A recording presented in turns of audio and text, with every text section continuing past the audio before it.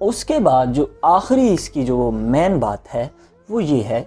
کہ اس ڈرامے کی جو بنیادی نمایاں جو ہیں خصوصیات جو ہیں وہ کیا ہیں۔ اب بات کرتے ہیں کہ یہ ڈرامہ اس کی مین کیا وجوہات ہیں، کیوں یہ ڈرامہ بہت مقبول ہے۔ یہ کچھ میری اپنے تبصرے ہیں، نکات ہیں، آپ اس سے اختلاف بھی کر سکتے ہیں اور اس میں مزید اضافہ بھی کر سکتے ہیں۔ آپ دیکھیں اس ڈرامے میں ماضی کی تہذیب کو دکھایا گیا،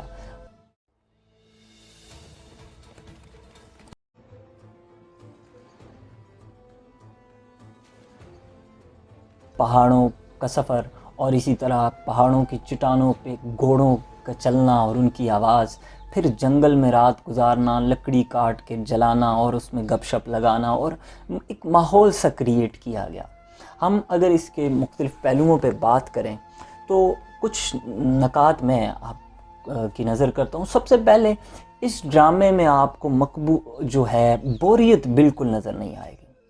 حالانکہ اس کی تقریباً 157 اقساط ہیں اور دو گھنٹوں پہ ایک قسط جو ہے وہ محیط ہے، لیکن آپ کو ڈرامے میں بوریت بالکل نظر نہیں آتی۔ اس کی وجہ یہ کہ کہانی جو ہے وہ ہر منظر کے ساتھ بدل رہی ہے۔ یہ اس کی ایک مین وجہ ہے جس سے آپ کے ہاں تجسس ہوتا ہے کہ اب کیا ہونے والا ہے، تو بوریت کا کوئی پہلو آپ کو اس میں نظر نہیں آئے گا۔ دوسرا، اگر آپ دیکھیں تو اس کے جو کردار ہیں وہ اپنی جگہ مکمل آپ کو نظر آئیں گے، مطلب کہ کردار کی جو نفسیات ہے ایون کہ اس کو بھی ظاہر کرنے کی کوشش کی ہے۔ یعنی کہ جب آپ اس سے مراد یہ کہ اگر کوئی سازشی ہے تو اس کی تمام سازش کو جو ہے اس سے پردہ اٹھایا گیا، اس کے رہن سہن کو، اس کی باتوں کو، اس کی طرز زندگی کو، گویا کہ اس کو واضح طور پہ اس ڈرامے میں بیان کیا گیا۔ اسی طرح کوئی جنگجو ہے، کوئی سلطان ہے، کوئی رعایا ہے، تو وہ اپنی جگہ مکمل نظر آتے ہیں۔ یہ بات بھی ہے اس ڈرامے میں۔ اچھا، ڈرامے کی جو دلچسپی ہے اس کو برقرار رکھنے کے لیے اگر ہم تیسرے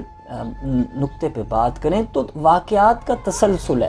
واقعات کا تسلسل ایسے انہوں نے قائم کیا کہ اگر حلب شہر کی بات ہو رہی ہے تو پھر حلب شہر کے ارد گرد کے واقعات کو دکھایا جا رہا ہے۔ ایسا نہیں ہے کہ اگر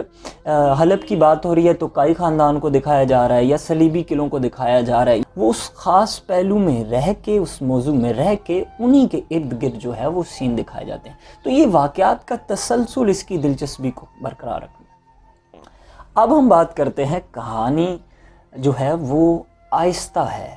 اب بہت سارے لوگ میں بھی اس پہ تنقید بھی کریں، کہانی بہت سلو ہے،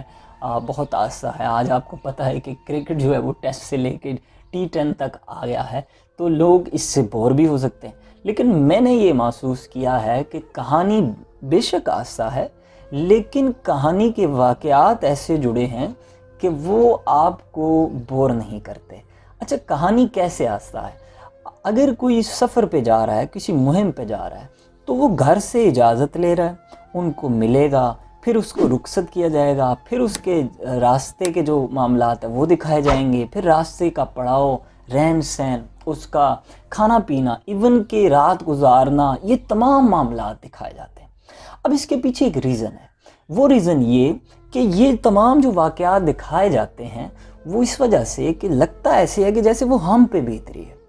تو انہوں نے بالکل اس پوائنٹ کو اپنی نظر میں رکھا ہوگا کہ کہانی کو اسی لیے آہستہ آہستہ وہ لے کے چل رہے ہیں کہ جیسے گویا وہ ہم پہ یہ سب کچھ بیت رہا ہے اور ہم پہ نقش کر رہا ہے۔ آپ کو پتہ ہے کہ جو تصویری جو کہانی ہوتی ہے جو وہ ذہن میں زیادہ دیر عرصے تک محفوظ رہتی ہے، جبکہ ایک تحریر جو ہے وہ ہو سکتا ہے مٹ بھی جاتی ہے، اور اکثر ایسا ہی ہوتا ہے، انسان کی نیچر ہے کہ وہ تصویر کو اور حرکت کو یا مووی کو زیادہ دیر تک اپنے اندر محفوظ کرتا ہے مائنڈ میں۔ اب ہم اس پہ بات کرتے ہیں اس کے 5ویں نقطے پہ کہ جو بیک گراؤنڈ میوزک ہے، بیک گراؤنڈ کا میوزک منظر کے مطابق ڈالا گیا،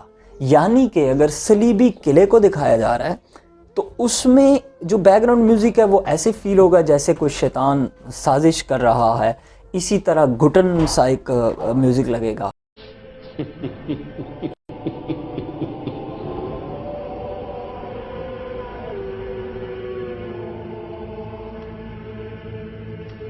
اسی طرح اگر آپ دیکھتے ہیں کہ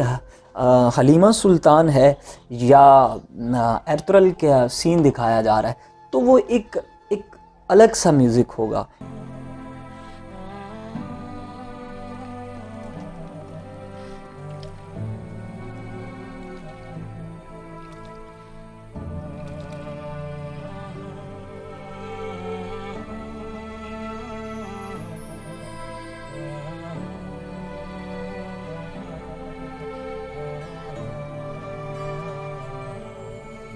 جو بھی کردار ہے اس پہ اس نے ایکٹ کو کیا نہیں بلکہ ایکٹ کو جیا ہے۔ جی ہاں، میری مراد یہ کہ جیسے دیکھیں آپ کہ کوئی کردار اگر لکڑی کاٹ رہا ہے تو وہ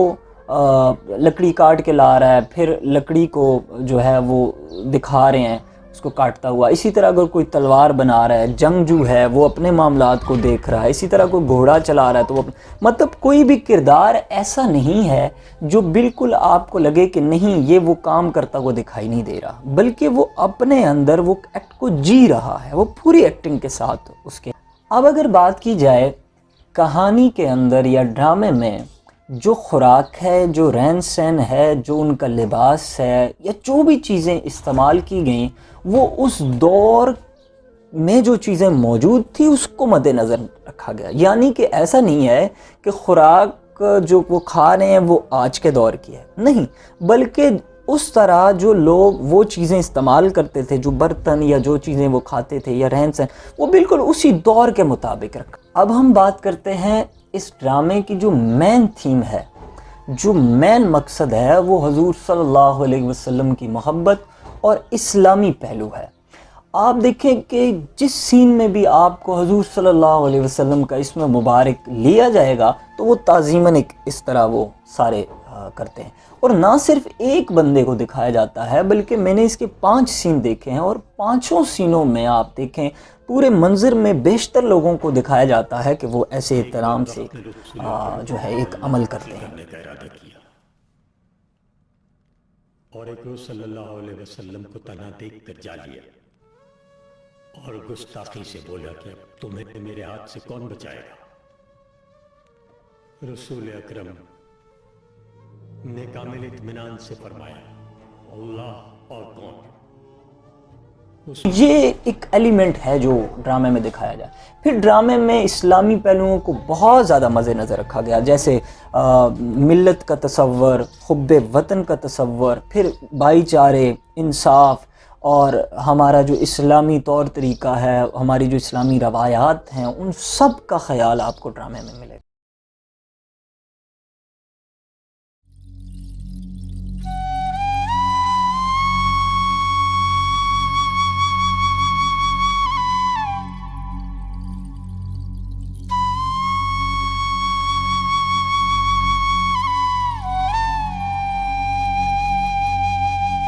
آپ دیکھیں کہ حلیمہ سلطان اور ایرترل کا جب ہم سین دکھاتے ہیں تو وہ کبھی بھی ایسا نہیں ہوگا کہ وہ اسلامی دائرے سے نکل کے کچھ سین ہو۔ میں نے ابھی تک کی 50 قسطوں میں دیکھا ہے کہ صرف ایک جگہ جو ایرترل ہیں وہ حلیمہ سلطان کا ہاتھ تھامتے ہیں، وہ بھی کوئی دلاسا دیتے ہوئے، ورنہ پورے ڈرامے میں کہیں پہ بھی کوئی غیر اخلاقی سین جو ہے وہ آپ کو بالکل نظر نہیں آئے گا، بلکہ ایسے لگے گا کہ جیسے عشق کی ایک پاک داستان کو دکھایا جا رہا ہے، ایک مقدس رشتے کو دکھایا جا رہا ہے۔ تو یہ اس ڈرامے کا بھی ایک ایلیمنٹ ہے۔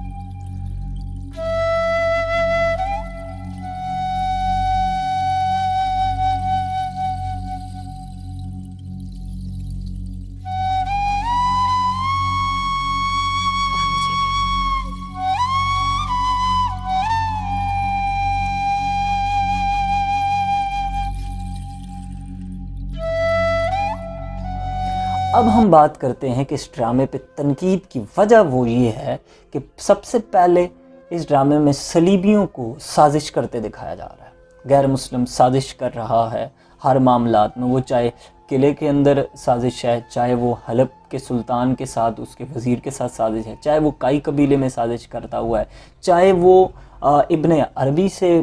سازش کے معاملات کر رہا ہے۔ تو غیر مسلم اور صلیبیوں کو سازش کرتا ہوا ہمیشہ دکھایا گیا۔ دوسری بات کہ آپ ان کو دیکھیں وہ گھٹن میں آپ کو نظر آئیں گے، ہمیشہ ایک تاریکی سی چھائی ہوئی ہے اور ایک گھٹن سی ہے، میوزک بھی شیطانی سا ہے، سازش کرتے ہوئے، شطرنج کھیلتے ہوئے۔ یہ ساری چیزیں وہ وجوہات ہیں جس کی بنا پہ مغرب کو بڑی پریشانی کا سامنا ہے۔ تو یہ چند باتیں آپ کو گوش گزار کرنی تھی کہ اس ایرطغرل ڈرامے نے کیوں آخر ہلچل مچائی ہوئی ہے دنیا۔